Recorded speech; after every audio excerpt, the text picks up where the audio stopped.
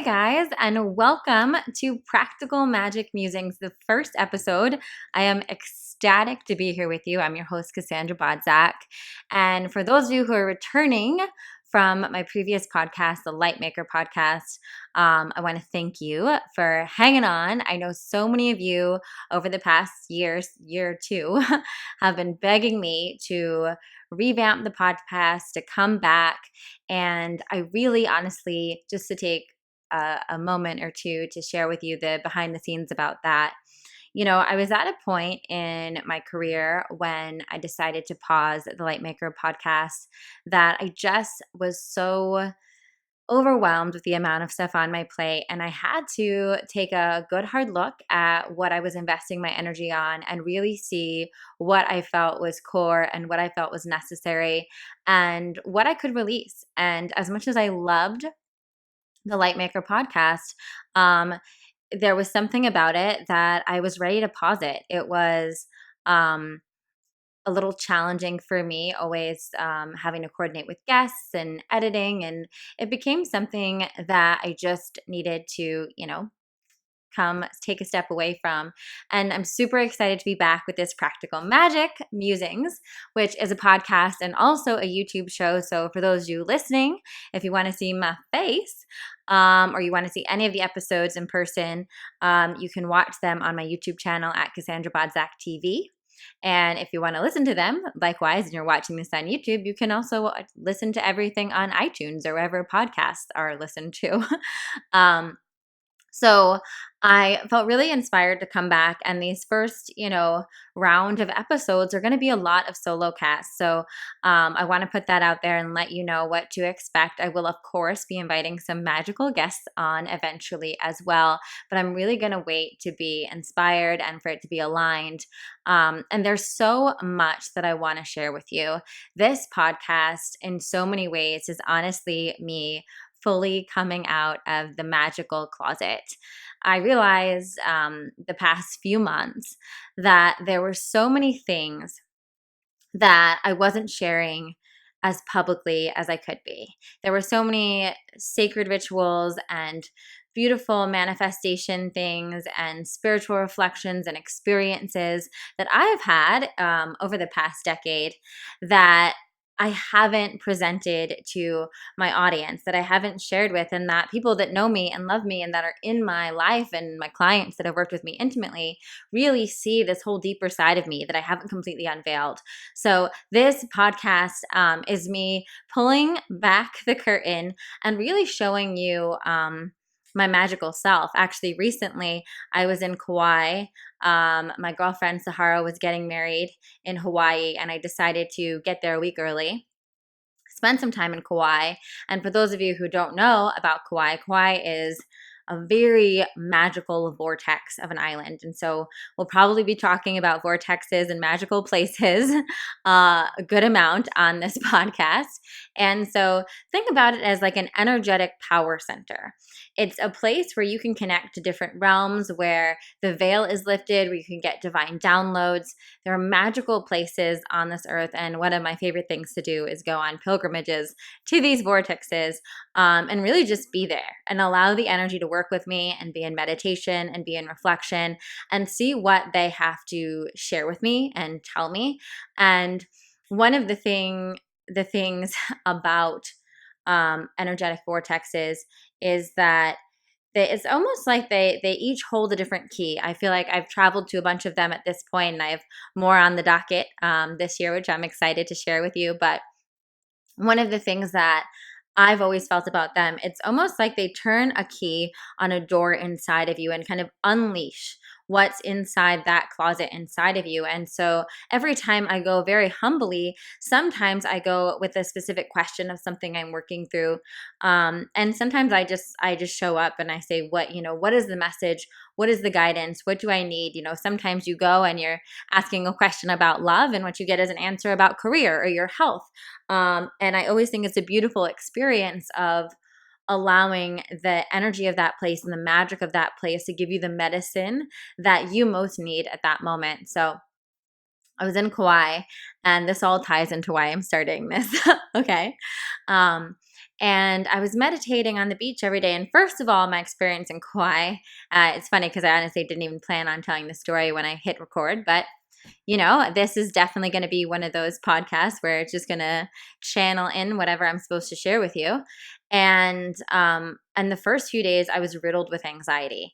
It was the kind of anxiety that is like an energetic current moving through your body, reorganizing yourself on a cellular level that you don't even have a really conscious idea of where it's coming from. There wasn't any particular reason. There wasn't any, oh, I'm anxious because I'm traveling alone, or I'm anxious because this thing happened. There was no thing.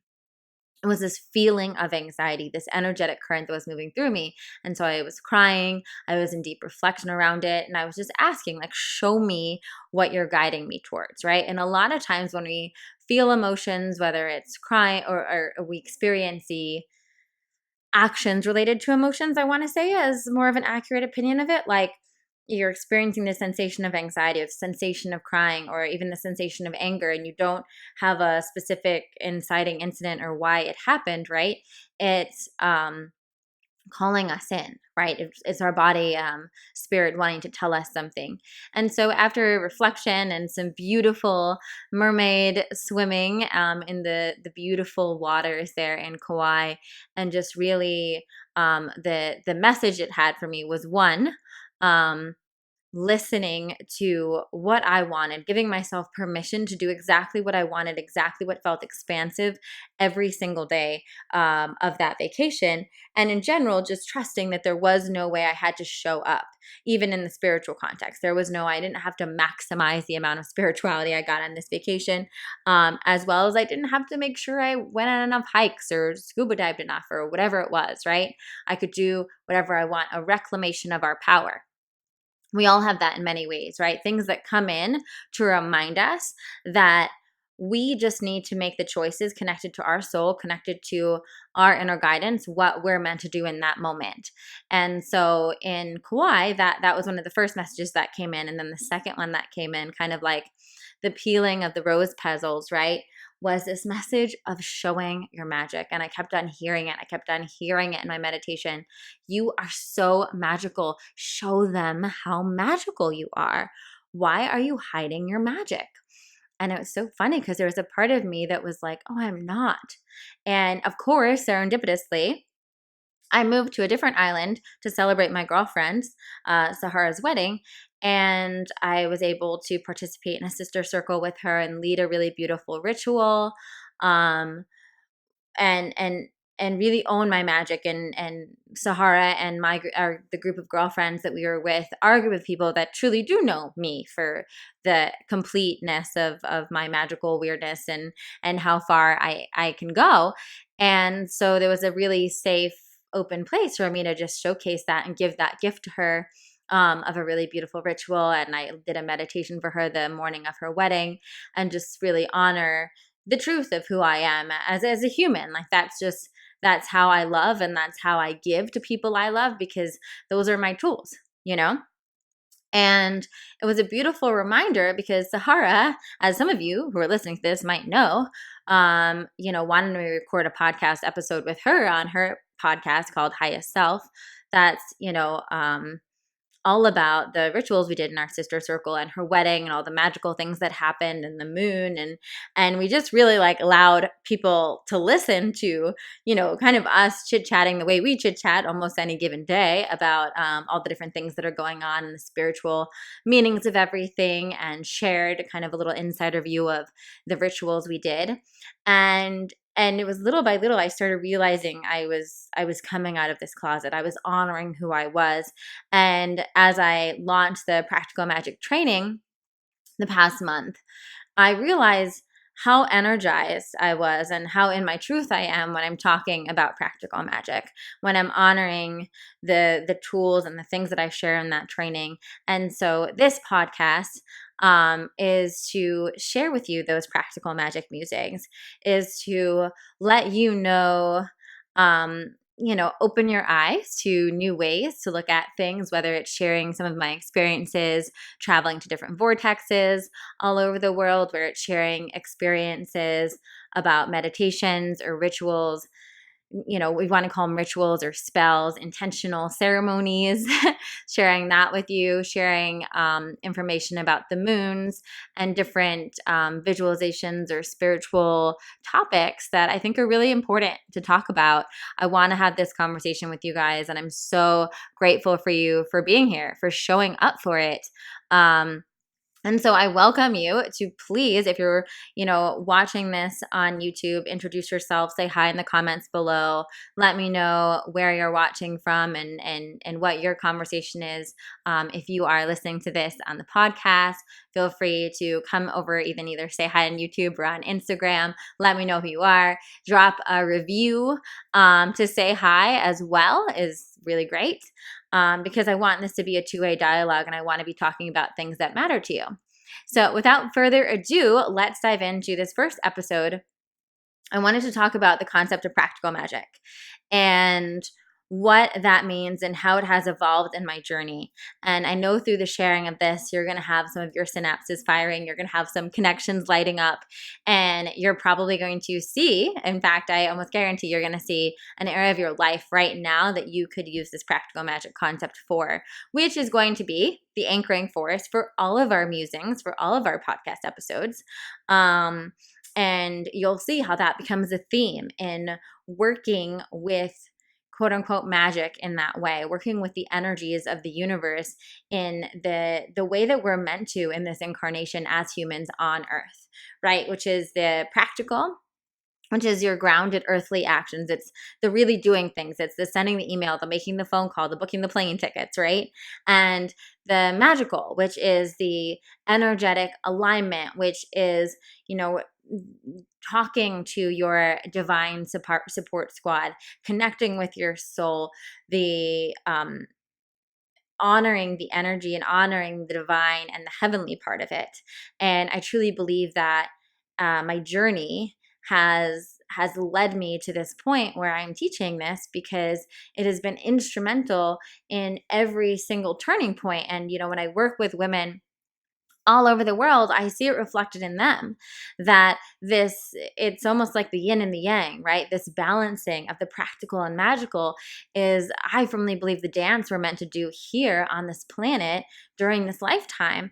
And it is in my experience, this has been the quote unquote secret sauce to truly having a life that lights you up, to having a life that's fulfilling and magical and joyous, and to have things coming with ease and flow and abundance, which is what I do believe we're all destined for. And so let's start, and also to reintroduce all of you guys to me that, are new. Welcome newbies. I love that you're listening.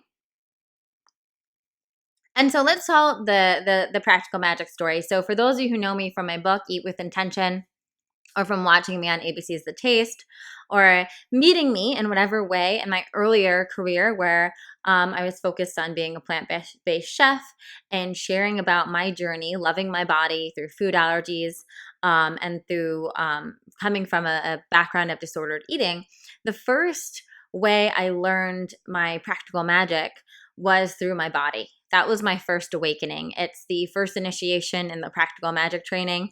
And that's why.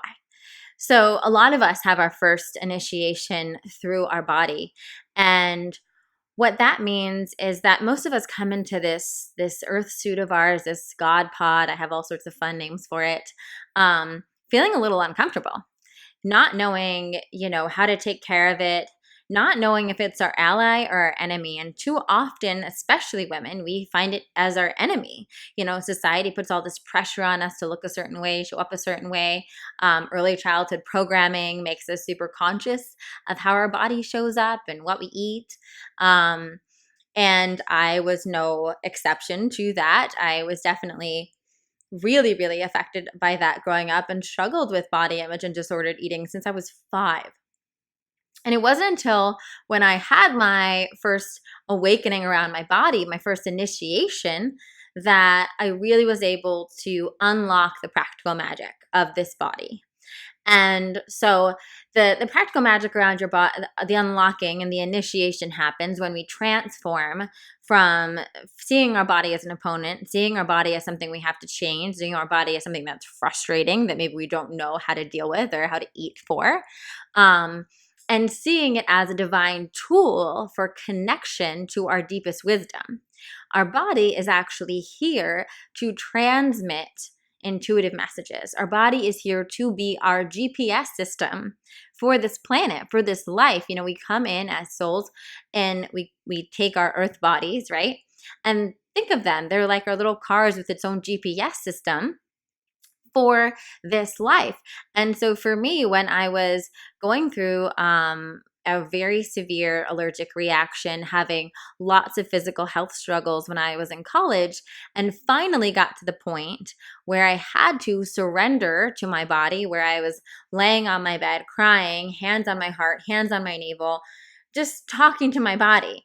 And this wasn't because I read in any book or I heard on any podcast or anyone ever told me to talk to my body. It was just a natural instinct out of desperation, out of, having gone to a ton of doctors, done all the tests, not knowing what to do next. I resorted to just going straight to the source. And I did not expect, much of it. I was desperate. When I started talking to my body, I just let it rip. I literally just said, I'm so sorry for all the things I've done, for how much I've hated you, for all the torture I've put you through. I felt that I was being punished, or that my body was being punished for what I had done and how I had treated it and how I had thought of it. And so allowing myself to clear that up, and then to, again, approach it with the willingness, right? The willingness, which is a really key theme that you'll notice around asking for miracles, and even in magic, is this willingness to see things differently, this willingness to be able to see the bigger vision when you can't right now. And there was this willingness. I was like, I'm willing to try to love you. I'm willing to try to figure this out. I want to nourish you and take care of you, right? So it was like the acceptance of perhaps what I had done, and the willingness, the showing up for what I really desired in my heart moving forward. And that's when I was able to start listening to the intuitive cues of my body. And at that time, if you would have asked me, I don't know if I would have described it as that. I just got this feeling inside, and I was like, you know what? I need to go to the library. I need to read a bunch of books on food allergies. And when I ran to the library and I was reading the books on food allergies, all of a sudden I got excited. I felt more hopeful than I had been in months. And I got the idea to, okay, well, I'm going to do this elimination diet. I'm going to eliminate the top 8 allergens. I'm going to, learn how to cook the healthy things that I can still eat. And there's the practical magic right there. Just pause, screenshot that. It was having the willingness to ask for help, to talk to my body, to go inside, to go within for the answers. And unfortunately, for me and for so many people, I went to myself only because I had exhausted all other options. The only option was to ask myself, right? And then, so that was the magical part. The magical part was me actually going within, me actually going directly to the source, to my soul, to my body's wisdom, to my intuition, and making that plea, to, making that amends for perhaps what I feel like I did wrong, and then for bringing in the willingness, right, to do things differently, to shift. And then the practical part of it was the actually going to the library, was the actually going food shopping and cleaning out my cabinets of the things I could no longer eat, and learning simple recipes for the new foods that I was going to be eating on a regular basis. And through that practical magic, I was able to heal my body and so much more for those of you who know that journey. But right now I just, I don't want to make this a 7-hour podcast. I want to just show you the different ways the practical magic comes into place. So that was the practical magic of the body, and that awakening and that opening of that door, the initiation into a relationship with my body, where I'm not going to sit here and BS you and say that I don't have days where I feel bloated, or I don't, that I don't feel like a super sexy model or whatever in my body. Totally. But I have a deep love and profound respect for my body first and foremost, and that anchors me. And that helps me consistently make healthy decisions and, not go into the disordered eating or the fad diet or the over exercising or all the different ways I used to hurt myself. It helps me, ask myself, okay, what do you need? How can I treat you better right now? How can I make you feel better? And that is true magic, the way the relationship was transformed, and how now my body is actually, and my body's wisdom is a superpower for me. And so the second one is the spiritual awakening and the joy awakening, which I'll call it. It's when I first came into my meditation practice and the spiritual practice, and the practical magic around that was it once again being on that, I call it the eat, pray, love, the bathroom floor moment, where we've all had them, where we literally feel like we're hitting rock bottom. Something happened in our life and we literally do not know where to move forward. And I think most of you guys that are listening to this at this point have probably had this moment. And it's different for all of us, and it's different extremes and different situations, but it's this feeling of, I literally do not know how to go on. I do not believe that life up until this point prepared me for how to take this next step. And for me, as many of you who follow me and know me and have read my book know, that was with my little brother's diagnosis. And when he got his autoimmune disease diagnosis, and I read, the life expectancy and the more gruesome effects of his disease, and I always have to give the side note, he is stable and wonderful and thriving right now. Thank you, God. But, at this time, and, it's still not gone. It's a terminal condition. I saw some really scary life expectancy numbers and some really scary things that were about to happen to his body. And I crumbled. I just crumbled like, like a building, like falling to dust.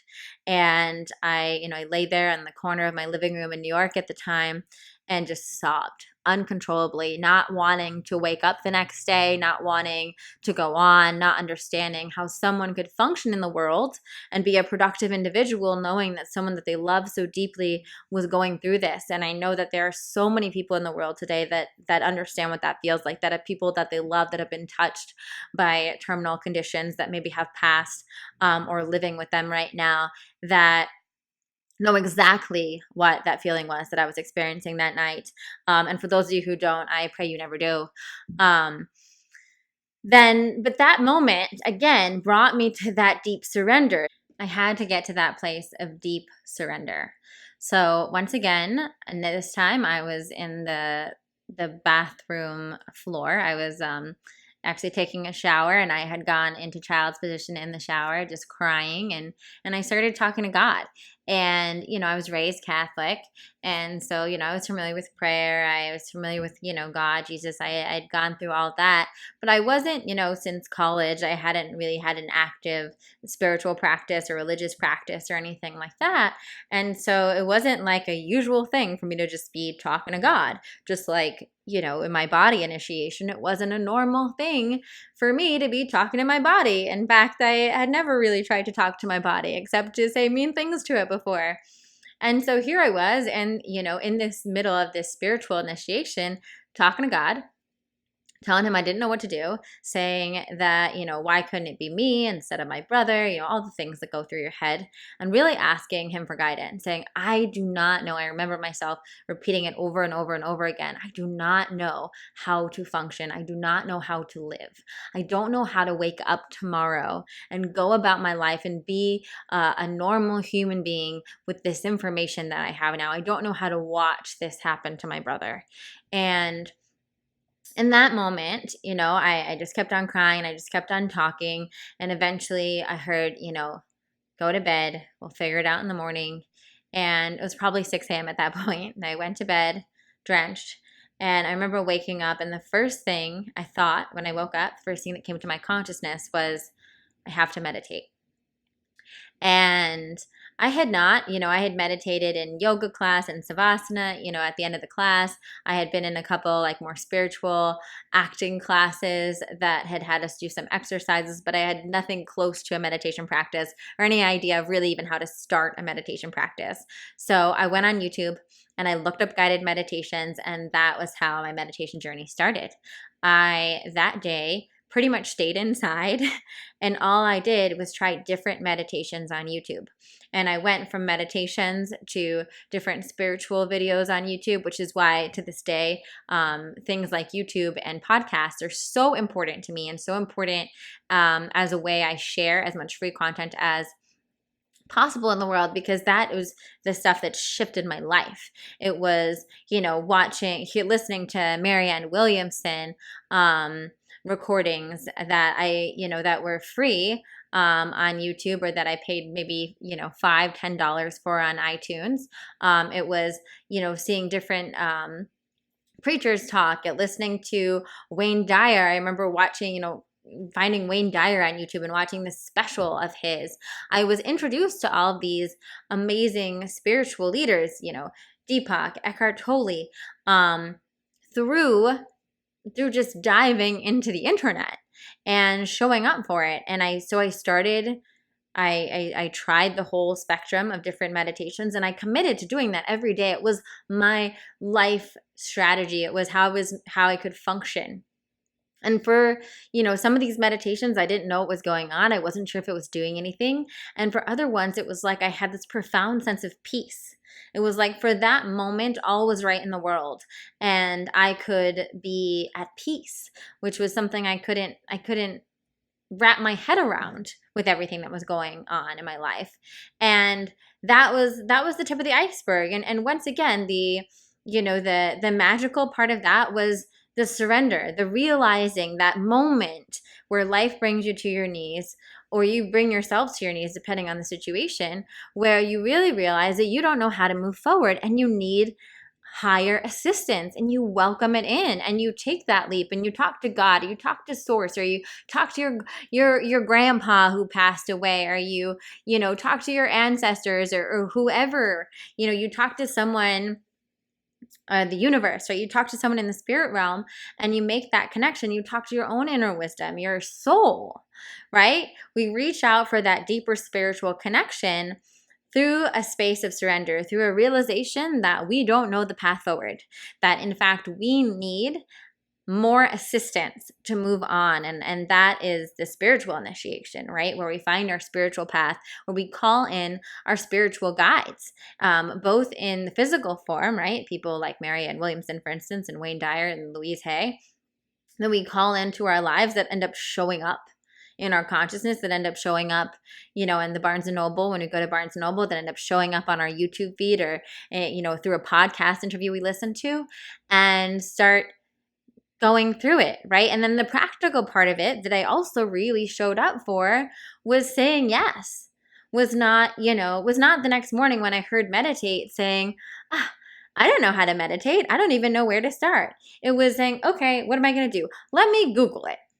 Let me, and then it wasn't like, oh, well, there's some YouTube meditations, but I bet that's not good enough, or maybe that's not real meditation, right? I just did it. I showed up for the earthly action. I got to work. I got my hands dirty. I tried a bunch of meditations. And yeah, that even led to me, taking Buddhist meditation classes. That led to me finding different yoga, different meditation schools, Vedic meditation. It led to me like finding A Course in Miracles, learning about the law of attraction. It opened a gateway, right? Simply because I was willing to move my feet and move my hands. I was willing to make some even minor investments in the time, in classes, in mentors, in books, in lectures, right? In time. I was willing to give it my time. I was willing to show up for it. I was committed because I knew that this is what I needed. I knew that this was the next step. This was the initiation I was going through. So that's the practical magic of that moment. The next practical magic moment, and I hope as I'm sharing this one, of course, because I want you to get to know me. For all of you guys who are new, or this is the first episode you're listening to, I want you to hear a little bit about my story, but also because I know so many of you are going to see your stories in my story, are going to remember times where you were in these positions, or maybe you're in this position right now. And it can bring you some peace in your heart, and it can give you some trust and say, okay, let me start, surrendering and being willing, and starting this dialogue, and then moving my feet, moving my hands, and showing up and doing the earthly work to complete this practical magic initiation that you might be moving through right now. The next one that I moved through was around my mind. So this is, many years later, my business is going and very successfully. And I noticed that I was constantly living in this state of overwhelm and exhaustion. I was always overwhelmed and I was always exhausted. I remember I was at this really fancy party in LA with a bunch of successful people in my field, colleagues of mine, and we're all chatting about our latest stuff that's going on. And I noticed myself, conversation after conversation, when people asked me how I was, that I was saying, oh my God, it's really good. I have so much going on right now. I can barely catch my breath. I'm feeling really overwhelmed, but I know that, it's a really happy problem, right?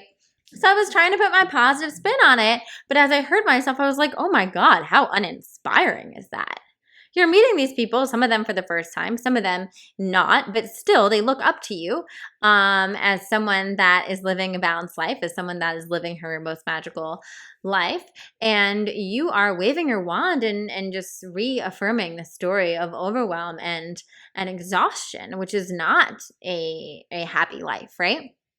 And I really got honest with myself about how many times during the day I let the words overwhelm, I'm overwhelmed, or I'm exhausted go through my mind. I actually, through the guidance of a mentor I was speaking with at that time, did a whole log of all the thoughts that were going on in my mind, and I did it like in my phone notes section, and I realized that it was insane. It was insane, the percentage of my thoughts. I want to say it was close to 70% or something, but I don't know if it was that high, but it was very, very high. I was shocked. That were going on in my mind that were affirming I am exhausted and I am overwhelmed. And it would be different iterations of it, being like, oh, I have so much to do. I'm never going to be able to get this done. Or it'd be like, when can I take a nap? I wonder if I can go to bed early tonight. Oh no, I have to wake up early. Like all these things around having too much on my plate and being exhausted. Mind you, this was also probably the time where I paused the Lightmaker podcast because I was working on it, and that was part of the practical of it, right? So the practical part of that initiation, that mind initiation, was really looking at it. Okay, is there any genuine truth to these stories, right? So I wrote out both stories. I'm overwhelmed and I'm exhausted. And I asked myself, okay, how could I find out if there's any truth to this story? So with the exhausted one, that was a little bit more cut clear. Am I getting 8 hours of sleep a night? Right? Am I getting 7 to 8 hours of sleep a night? That's what I need to be well rested. I need to get 7 to 8 hours of sleep most nights. If I get 6 one night, not a big deal. But so I asked myself that question, and then I started checking my sleep.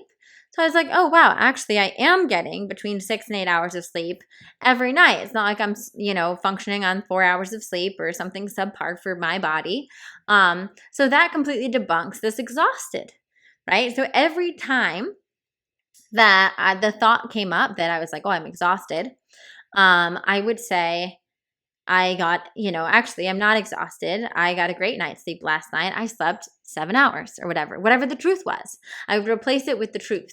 So that was the practical part of the magic. And then the magic was again, was calling in that energy so that I was bringing a higher level of consciousness around my thoughts on a day-to-day basis. So that I was actually catching myself when that thought pattern came up so I could flip it.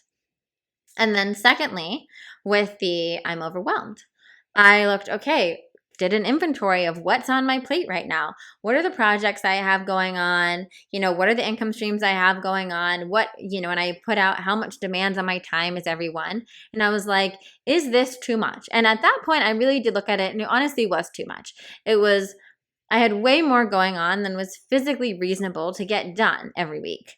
And so I had to take, again, the practical magic approach of really looking at it. And the practical approach was, okay, I need to eliminate some stuff. And also thinking, okay, what is what are the most important things to my business and what is a little bit more expendable?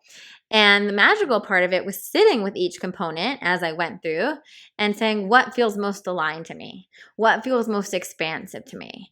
So I was like, okay, well, if writing this book feels most expansive to me, then that's a non-negotiable. If working with clients is most expansive to me, then that's a non-negotiable, right? If this is not feeling that expansive to me right now, then we can pause that. We can put that on the side. And so once again, then bringing that back into the mind initiation, which was like when that overwhelm thing came on, I decided that actually I'm in control and I have plenty of time to get done what I've chosen to do today.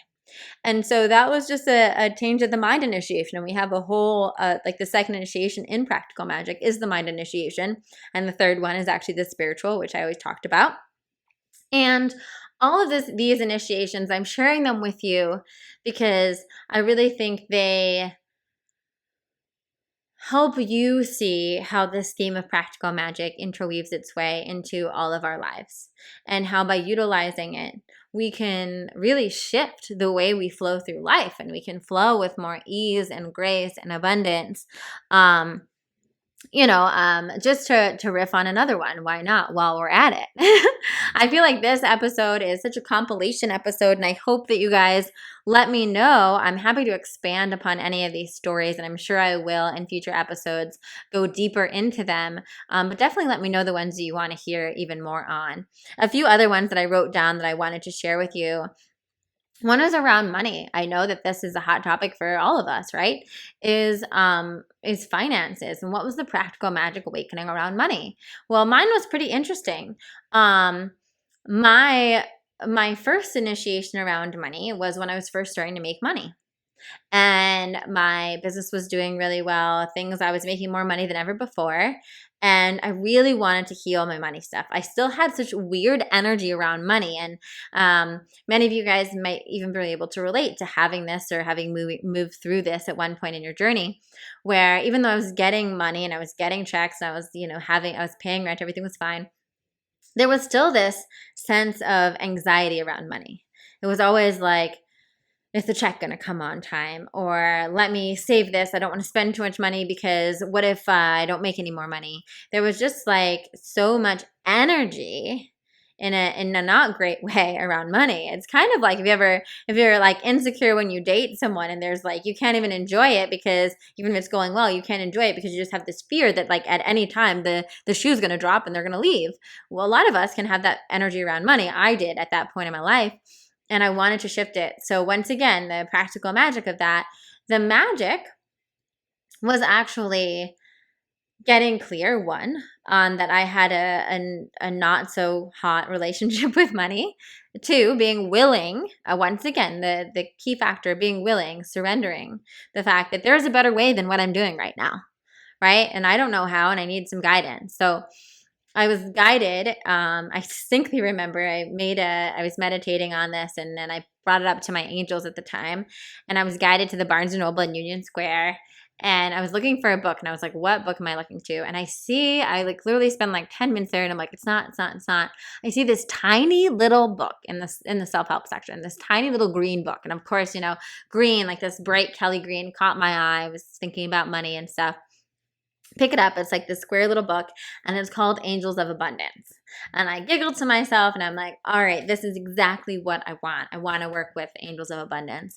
So I read the book. One of the first exercises was to talk to my money. So I get out my dollar bill. And so like the practical part was listening, right? It was actually going to the Barnes & Noble, getting the book, doing the exercises in the book. Right? Doing it, showing up for it. That's like you're a human on earth doing it. You know? And I looked at my money and I talked to it and I was like, how do I treat you?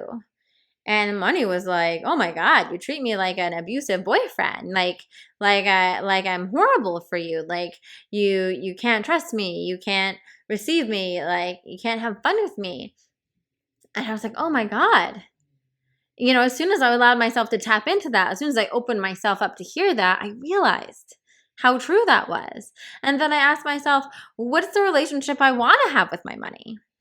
And it was, again, very clear. I was like, well, I want to feel like my money supports me. I want to feel like my money makes my life better, right? I want to be able to tap into how money provides for me and how it's actually an ally in helping me live my best life. And once I had that intention and that was my call, I decided to start seeing things that way. Right? And so one, that's a little bit of the magical where I'm setting that intention, I'm putting that out there. And then there's also, again, bringing my earth stuff around with that too and allowing myself to see through those lens. And I remember, not even a couple days later, I was really not feeling well, had a really bad sinus infection. And I always try to wait to take any medicine to the last possible moment, try to heal it on my own. And it was about 12:30. I couldn't sleep in the middle of the night. And I was just like in so much pain and discomfort. And I was like, I need to go to, Dwayne Reed and get, my homeopathic or whatever sinus stuff finally and some tissues and some tea. And I just need to get some stuff and try to ease my suffering at this moment. And I go and I remember going to the cash register and it all ended up being like $50. And for a lot of my life, I had a lot of energy around not wanting to spend even $50 at something like a Dwayne Reed or a drugstore. I always felt like that was kind of like a waste of money if I was going to spend $50 or $100. I wanted to at least spend it on something nice. I hated to spend that on tissues and lozenges and medicine. Anyway, so this time it was different though. This time when they rang it up and I proudly put my debit card in the little thing, I said to myself, thank you, money. Thank you, money, for taking care of me this late night where I'm not feeling good. You're really coming through for me. You're really providing for me. And that was a complete pivotal changing point in my relationship with money and how I looked at money. And it completely started shifting after that.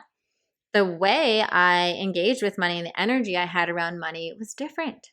And so these are just everyday initiations, right, that we have that just require our willingness to show up, our willingness to both realign our energy in whatever area it is and look at the practical action steps. I also, around doing the energetic realignment with money, and I know that this will be a complete podcast episode where I can talk about this stuff for an hour, of course, but looked at the practical stuff of it, right? Like, am I making sure my invoices have due dates? Am I making sure that I am, cashing my checks as soon as they come in? Am I making sure that I'm, planning accordingly for my expenses, right? Am I doing the practical stuff with it? And that, you can really think about that for every area of your life is, where am I, again, just to bring it home with this practical magical formula, where am I, where am I needing a shift, right? Where am I needing a change? And then asking yourself, okay, where is the energetic alignment that needs to change here? Where is the shift? Where is the surrendering that needs to happen and the opening to see something differently? Well, which of course in Miracles would define as a miracle. Or the getting back into alignment with it. And then where's the practical stuff? What are the real action steps I have to take? Which I often advise doing after the alignment, right? Because then we have clear intuitive guidance as to what the practical action steps are. Oh man, guys, thank you. Thank you for being with me for this. It's been almost an hour now. And I know it's been a long episode and a lot of information coming at you, but I really just wanted you to really drive this concept of practical magic that's the foundation of not only my incredible 6-month Wonder Woman training, but this Practical Magic Musings podcast, which will be a little bit more about my life and my adventures, and of course how you can use these tools as well. And just some closing notes. One if you're interested in this, I do have a Practical Magic 101 workshop. It's an hour long, I think it's an hour and a half long workshop that you can get for free right now by going to the link in my bio on Instagram or going to the show notes. You can click on the link there. The website is the practicalmagictraining.com/workshop, and you can just get that in, and you can dive deeper into this concept with me in that. And also, I have a spiritual community called Appreciate, which on a weekly basis I share spiritual workshops where you can constantly be flexing these muscles and tuning back into your intuition. Of course, my practical magic training enrolls once a year, every 6 months, depending. So if you're interested in that, you can always email us to get on the wait list for the next round of enrollment. And lastly, but certainly not leastly, please, please, please, if you love this podcast, if you want me to continue it, if you're invigorated by the ideas I shared today, please leave us a 5-star review on iTunes. Please subscribe to the YouTube channel. Show that support. It really does go a long way in not only allowing me to know that you guys are enjoying this content and you want more of it, but also to share this information with other people that would be interested in this and spread the word about practical magic. I love you all very much, and I will see you next week.